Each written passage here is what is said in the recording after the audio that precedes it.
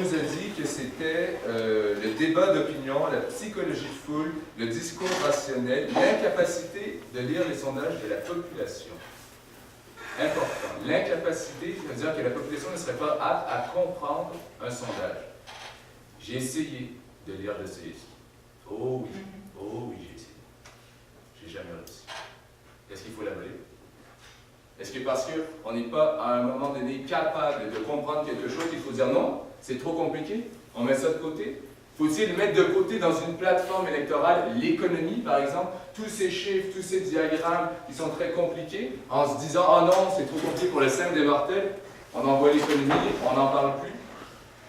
J'ai déjà répondu à une question, ce serait suffisant, je pense. Maintenant, par rapport, donc, comme je vous dis, nous pensons qu'au contraire, il faudrait armer les citoyens pour leur permettre de comprendre ces sondages. Pourquoi ne pas aller, donc, ma collègue ira plus loin sur ce point. Je passerai donc à la réfutation du troisième argument, qui était par rapport au corporatisme des sondages. Donc, on nous a dit un petit peu Québécois, TVA, très intéressant, effectivement. Dans ce cas-là, si nous allons, comme le gouvernement le veut, allons-nous interdire les journaux? Allons-nous interdire la radio, la télévision? Le corporatisme, ce n'est pas seulement dans les sondages. Les maisons d'édition, c'est le corporatisme. Allons-nous abolir les livres? Je veux dire, le corporatisme, je ne pense pas. Il faut faire attention. Moi, je pense que les citoyens sont capables d'avoir un jugement libre et éclairé, et c'est justement ça la difficulté de trouver pendant ces périodes électorales, c'est le combat des idées, c'est le choc des idées. Enlever les sondages, c'est enlever une partie de l'information, et je pense que d'enlever une partie de l'information n'est pas en faveur d'avoir justement un portrait global de la situation. Ce serait totalement ridicule de dire, comme je vous le rappelle, d'enlever un côté trop compliqué d'une plateforme juste pour se dire « Ah non, ils n'arriveront pas à comprendre », on met ça de côté, je pense que vous avez compris. Donc, je vous rappelle, je peux aussi aller dire dans le sens que, d'une certaine façon, c'est un peu aller à l'encontre de la science, d'une certaine façon, de l'évolution.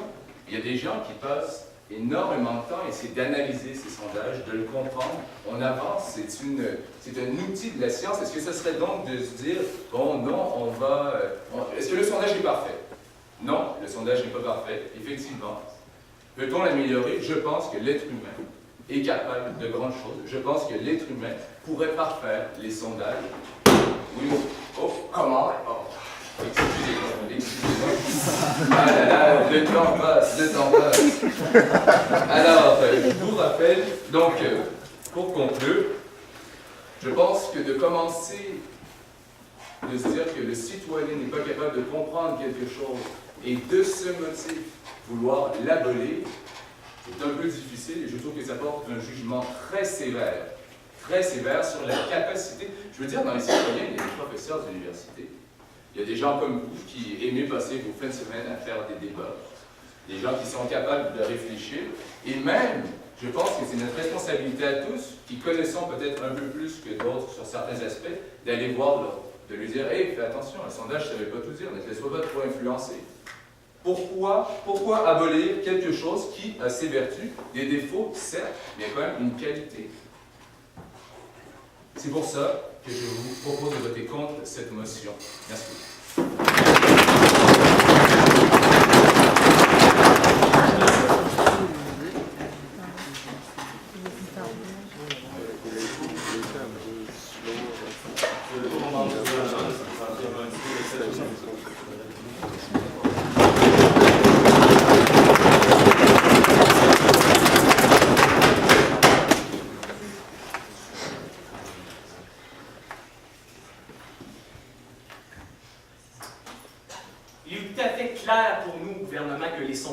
Doivent être abolis.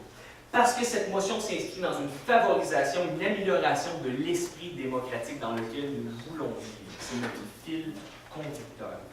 J'apporterai un argument supplémentaire pour défendre notre motion. Ensuite, je réfuterai les deux arguments présentés par le membre de l'opposition. Et ensuite, je reconstruirai le tout, l'ensemble des arguments de mon collègue. Mon premier argument, je le nommerai de la choséification de l'électorat. De la choséification de l'électorat. Ce qui veut dire qu'avec les sondages, les sondages est un outil pernicieux qui permet à la politique de devenir simplement une question de manipulation de l'intérêt public. L'objectif, les sondages favorisent, nous savons tous que à quel point les politiciens sont influencés par la question du pouvoir, par la volonté de se faire réélire, et qu'il s'agit, somme toute, de leur but ou d'un des buts influençables, d'un des buts qui les influence principalement. Et bien, ce que nous disons avec les sondages, c'est que ça permet à ce but-là de prendre le dessus sur le but premier que devrait avoir un politicien, c'est-à-dire de représenter la population et de permettre d'argumenter et de répondre aux problèmes présents dans notre société. Je ne répondrai pas à votre question tout de suite. Donc, manipulation, l'objectif devient uniquement le pouvoir et le sondage permet que la politique devienne uniquement une question de manipulation de l'opinion publique. De quelle manière?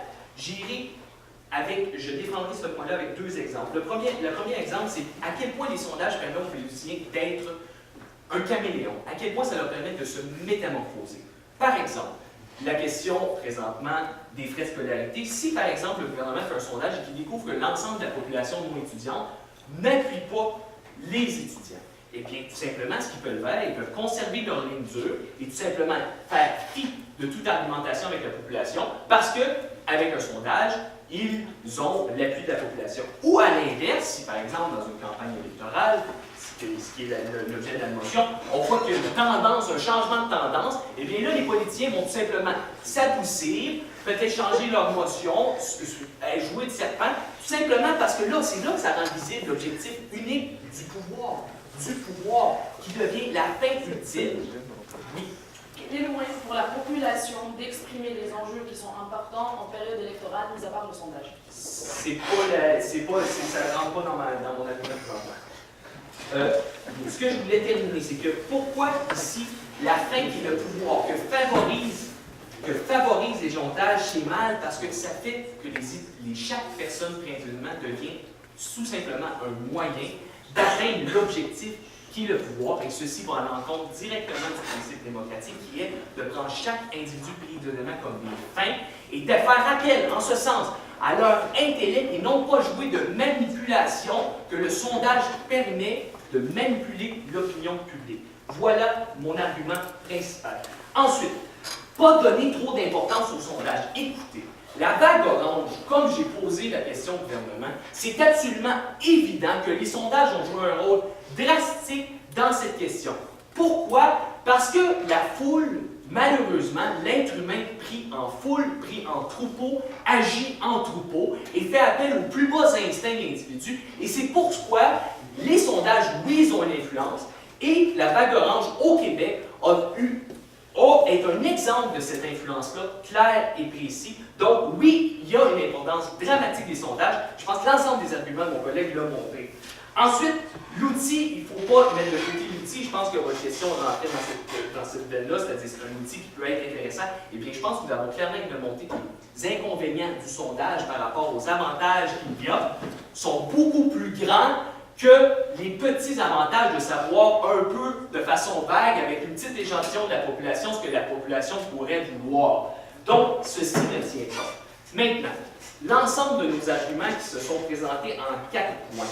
Le débat par l'opinion consistait vraiment à dire que les sondages ont une grande influence, et pas juste une grande influence, une influence pernicieuse sur les gens à 3 niveaux.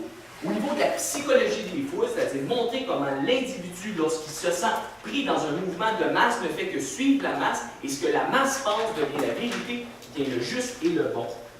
Ensuite, dans la formulation même des questions, mon collègue a été clair là-dessus, il y a des effets pernicieux. Et finalement, qui a été le point amené principalement par le collègue, c'est que, et c'était notre 3e point important à cet argument-là, c'est que les gens, il faut faire le constat que les gens n'ont pas les outils présents mathématiques. Et ce qui démontre que les gens n'ont pas les outils mathématiques, comme mon collègue a dit, c'est que les professeurs d'université, justement, citoyens comme tout le monde, sentent le besoin d'écrire des livres pour que les gens aient les outils de répondre à ça. Écoutez, nous faisons le constat d'un manque, et ce manque-là est trop grand, trop vaste, pour ne pas agir immédiatement, plutôt que d'attendre que tout le monde soit apte à répondre et à lire les sondages. Il faut les abolir immédiatement en fonction de l'ensemble des effets négatifs que nous avons démontrés tout au long de notre argumentation. Maintenant, le deuxième point que nous avons amené, c'est l'intention électorale prime sur l'acte électoral. Ce qu'on finit par débattre et qu'on demande à chaque politicien dans leurs interviews, c'est que répondez-vous au changement d'intention de vote? Que répondez-vous à tel sondage? Plutôt que de demander que répondez-vous à tel, je ne répondrai pas avec que répondez-vous à tel problème, les gages de 6, tel problème de droit, etc. Plutôt que d'entrer directement dans la question, on pose des questions sur l'intention de vote. Et ceci, c'est une perte de temps totale et on parle du vide. Finalement, on va questionner l'intégrité des sondages, à quel point, à l'intérieur même de la machine médiatique, on produit des sondages pour les commenter dans le même journal que produit le sondage, et tout ça a des ramifications ensemble, et on a le droit de se poser la question de l'intégrité des sondages et de peut-être, si les sondages doivent être défendus, de quelle manière et avec quelles règles. Parce qu'on peut questionner légitimement. Et finalement, nous croyons ici au gouvernement que les sondages chosifient les individus parce qu'on les considère non pas pris isolément, un par un, et faisant appel uniquement à leur réflexion, à leur intellect, mais vraiment, on cerne le pouls d'un troupeau, et en cernant le pouls d'un troupeau, on peut se faufiler à l'intérieur de ces changements pour atteindre le but ultime qui devient le seul but, qui est le pouvoir. C'est pourquoi, messieurs, mesdames, les juges, vous devez absolument accepter cette motion-là, qui va tout simplement